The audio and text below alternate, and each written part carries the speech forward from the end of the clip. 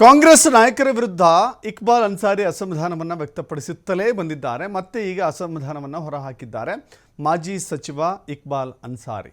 ಯಲಬುರ್ಗಾ, ಕೊಪ್ಪಳ, ಕನಕಗಿರಿಯಲ್ಲಿ ಇರುವವರೇ ನನ್ನನ್ನು ಸೋಲಿಸಿದ್ದಾರೆ. 2 ಬಾರಿ ನನಗೆ ಕಾಂಗ್ರೆಸ್ನಿಂದ ಟಿಕೆಟ್ ನೀಡಲಾಗಿದೆ. ನಿರಂತರವಾಗಿ ರಾಘವೇಂದ್ರ ಹಿಟ್ನಾಳ್ ಅವರ ಸಹೋದರ ರಾಜಶೇಖರ್ ಹಿಟ್ನಾಳ್ ವಿರುದ್ಧ ಪದೇ ಪದೇ ಆರೋಪಗಳನ್ನು ಮಾಡ್ತಾ ಇದ್ರು. ನನ್ನನ್ನು ಟಾರ್ಗೆಟ್ ಮಾಡಲಾಗ್ತಾ ಇದೆ, ಗಂಗಾವತಿಯಿಂದ ಮುಂದಿನ ಬಾರಿ ನನ್ನನ್ನು ಕಣಕ್ಕಿಳಿಸದಂತೆ ನೋಡಿಕೊಳ್ಳಲಾಗ್ತಾ ಇದೆ ಅಂತ. ಇದೀಗ ಕನಕಗಿರಿಯನ್ನೂ ಸೇರಿಸಿಕೊಂಡಿದ್ದಾರೆ.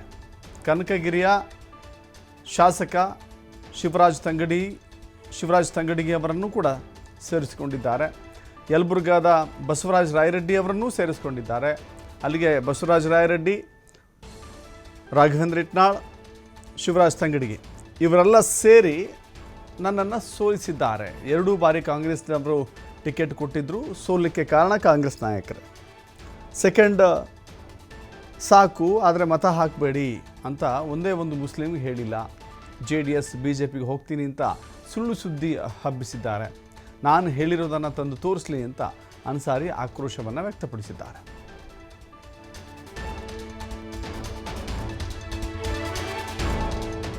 JDSಗೆ ಹೋಗ್ತಾ ಇದ್ದಾರೆ, ಇಕ್ಬಾಲ್ ಸಾಹೇಬರು ಮುಂದೆ BJPಗೆ ಹೋಗ್ತಾ ಇದ್ದಾರೆ.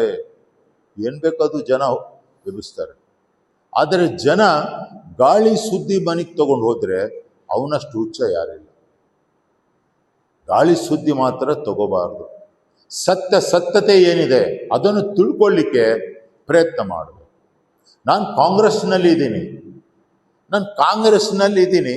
ನನ್ನ ಬಗ್ಗೆ ಮಾತನಾಡಿ ಆಟೋಮೆಟಿಕ್ ಆಗಿ ನಮ್ಮ ಕಾಂಗ್ರೆಸ್ ನಾಯಕರು ಕೇಳಿಬಿಟ್ಟು ನಾನು ಹೊರಗೆ ತಪ್ಪುವಂತೆ ಮಾಡಿ, ನನ್ನ ಬಗ್ಗೆ ಅನುಮಾನ ಮಾಡಿ, ನನ್ಗೆ ಏನು ಕೆಲಸ ಆಗಲಾರ್ದಂಗೆ ನಮ್ಮ ಜನನೇ ಮಾಡಿದರೆ. ನಾನು ಎಲ್ಲಾದರೂ ಏನಾದರೂ ಹೇಳಿದ್ನ ಯಾರಿಗಾದರೂ, ನಾನು ಈ ಪಕ್ಷ ಬಿಟ್ಟು ಇಂಥ ಕಡೆ ಹೋಗ್ತೀನಿ, ಅಂಥ ಕಡೆ ಹೋಗ್ತೀನಿ, ನನ್ನ ಯೋಜನೆ ಹಿಂಗದು ಅಂತ ಹೇಳಿದ್ದೇನೆ. ನಾನು ಕಾಂಗ್ರೆಸ್ನಲ್ಲಿದೆ. ಸಿದ್ದರಾಮಯ್ಯನ ನಂಬಿಕೊಂಡು ಕಾಂಗ್ರೆಸ್ಗೆ ಬಂದಿದ್ದೇನೆ. ಆಯ್ತಾ? 2 ಸಲ ನನಗೆ ಟಿಕೆಟ್ ಕೊಟ್ಟರು. 2 ಸರಿ ಸಹಿತ ಕಾಂಗ್ರೆಸ್ನಲ್ಲಿ ಕೊಪ್ಪಳದಲ್ಲಿ, ಕನಕಗಿರಿಯಲ್ಲಿ, ಯಲಬುರ್ಗದಲ್ಲಿ ಇರ್ತಕ್ಕಂಥವ್ರೆ ನನಗೆ ಸೋಲಿಸಿದ್ರು. ಆಯಿತು, ನೋಡಿದೆ. ಅವರಿಗೆ ಸೋಲಿಸಲಿಕ್ಕೆ ನನಗೆ 2 ನಿಮಿಷ ಅಲ್ಲ, 2 ಸೆಕೆಂಡ್ ಸಾಕು. 2 ಸೆಕೆಂಡ್. ಯಾಕೆ ಅಂತ ಹೇಳಿದರೆ, ಅವರವರ ಕ್ಷೇತ್ರದಲ್ಲಿ ಸಾವಿರಾರು ಗಟ್ಟಲೆ ಮುಸ್ಲಿಂ ಸಮಾಜದವರಿದ್ದಾರೆ. ಅವರಿಗೆ ಒಂದೇ ಒಂದು, ಈ ನಮ್ಮ ಮಸೀದಿಗಳಲ್ಲಿ ಶುಕ್ರವಾರಕ್ಕೊಂದು ದಿವಸ ನಮಾಜ್ ನಡೀತದೆ. ಒಂದೇ ಒಂದು ಪತ್ರ ನಾನು ಬರೆದು, ಈ ವ್ಯಕ್ತಿ ನನಗೆ 2 ಸಲ ಸೋರಿಸಿದ್ದಾರೆ, ಇವರಿಗೆ ಮತ್ತೆ ನಿಮ್ಮ ಮತಗಳನ್ನು ಹಾಕಬೇಡಿ, ನಿಮ್ಗೆ ಯಾರು ಕೆಲಸ ಮಾಡ್ತಾರೆ, ನಿಮ್ಗೆ ಯಾರು ಅನುಕೂಲತೆ ಇದೆ ಅವ್ರಿಗೆ ಹಾಕಿ ಅಂದ್ಬಿಟ್ರೆ. ಆದರೆ ಒಂದೇ ಒಂದು ಮುಸ್ಲಿಮ್ಗೆ ಅವ್ರಿಗೆ ಹೇಳಿದ್ದೆ, ತಂದು ತೋರಿಸ್ರಿ ನನಗೆ, ಯಾರಿಗಾದರೂ ನಾನು ಯಾವ ಪಕ್ಷದಲ್ಲಿ ಇದ್ದೀನಿ ಆ ಪಕ್ಷದ. ಮತ್ತಷ್ಟು ಮಾಹಿತಿ ನಮ್ಮ ಪ್ರತಿನಿಧಿ ನಾಗರಾಜ್ ನೀಡ್ತಾರೆ. ನಾಗರಾಜ್, ಕೊಪ್ಪಳ ಜಿಲ್ಲಾ ಕಾಂಗ್ರೆಸ್ ನಾಯಕರ ಮಧ್ಯೆ ಹೊಂದಾಣಿಕೆ ಕೊರತೆ ಅದು ಅನೇಕ ದಶಕಗಳಿಂದ ಇದೆ. ಈಗಲೂ ಕೂಡ ಅದು ಮುಂದುವರಿತಾ ಇದೆ. ಅಂದರೆ ಒಂದುಗೂಡಿಸುವ ಪ್ರಯತ್ನ ಆಗಿಲ್ವಾ, ಅಥವಾ ಇದು ವಿಕೋಪಕ್ಕೆ ಹೋಗಿ ಯಾರಾದರೂ ಒಬ್ರು ಎಕ್ಸಿಟ್ ಆಗಬೇಕು ಅಂತ ಕಾಯ್ತಾ ಇದ್ದಾರಾ ಅಂತ?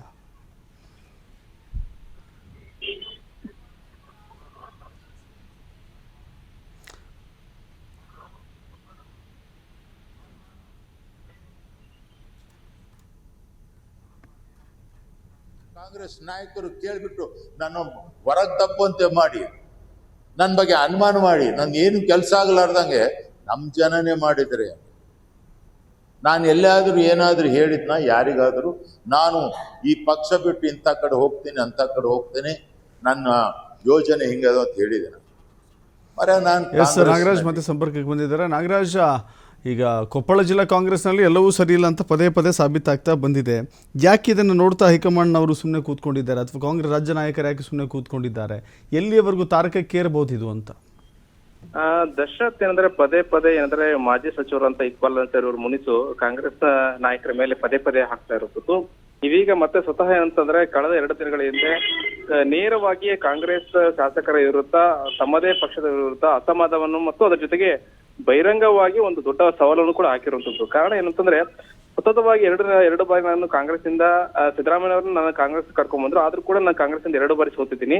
ಇದು ಸೋಲಿಗೆ ನನ್ನ ಕೆಲವೊಂದಿಷ್ಟು ಕಾಂಗ್ರೆಸ್ ಕೊಪ್ಪಳ, ಏನ್ ಗಂಗಾವತಿ, ಯಲಬುರ್ಗದ ಕಾಂಗ್ರೆಸ್ ನಾಯಕರೇ ಕಾರಣ.